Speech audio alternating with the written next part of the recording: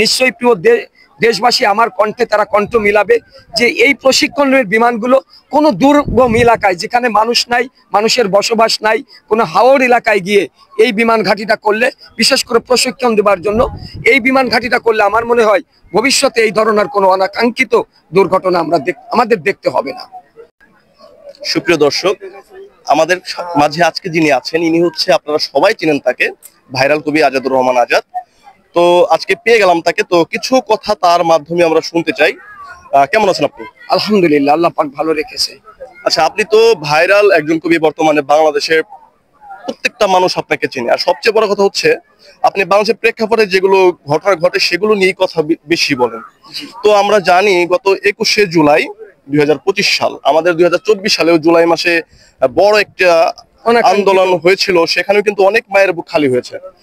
তথাপি 2025-এর 21শে জুলাই একটা অনাকাঙ্ক্ষিত দুর্ঘটনায় ছোট ছোট শিশু, ফুলের মতো বাচ্চাগুলো তারা অকালে ঝরে গেল। তো এদেরকে নিয়ে আপনি কোনো কথা, কবিতা লিখেছেন কিনা, অথবা আপনার কিছু বলার আছে কিনা এই বিষয়ে? অবশ্যই আমি এদের নিয়ে কবিতা লিখেছি। আমার পেজের নাম হলো কবি আজাদ, ওখানে গেলে আপনারা পাবেন। এ ব্যাপারে আমি কয়েকটা কবিতা লিখেছি, এ ব্যাপারে কয়েকটা বিবৃতিও আমি দিয়েছি জাতির উদ্দেশ্যে। তো আসলে কি, এটা বড় দুঃখজনক যে আমরা যে এমন একটা দুঃখ যে আমাদের জাতীয় জীবনে আসবে এটা কখনো কল্পনা করতে পারিনি। তো যাই হোক, দুর্ঘটনা ঘটে গেছে। মানুষ একটা কিছু দেখে শিক্ষা নেয়, মানুষ যখন থাকে তখন শেখে। তাই এটা নিয়ে আমরা জানি যে এই বিমানটা বহুত পুরাতন বিমান, 1973 সালের বিমান, অর্থাৎ স্বাধীনতার কিছু পরে এই বিমানটা আনা হয়েছে। কিন্তু সেই বিমান কেন এই বিমানটা, এই যে ঢাকার শহরে কোটি কোটি মানুষের বসবাস যেখানে, সেখানে এই বিমানটা কেন প্রশিক্ষণ দিতে হবে?